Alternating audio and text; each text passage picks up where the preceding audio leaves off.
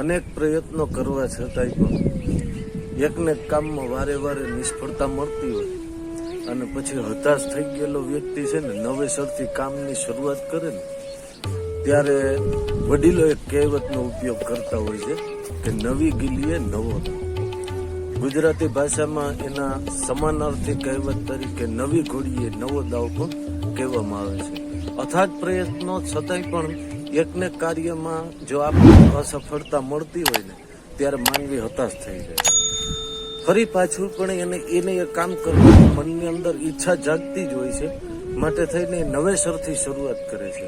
એને એ કાર્યને જ્યારે અથાગ પ્રયત્નો કરવા છતાં પણ માનવી જ્યારે પાછો એ કામની શરૂઆતમાં નવેસરથી આયોજન કરી અને નવી શરૂઆત કરે ને ત્યારે ગુજરાતની મારી પાસે કહેવત છે કે નવી ગીલીએ નવો દાવ અથવા નવી ઘોડીએ નવો દાવ. જય હો, જય રામાપીર.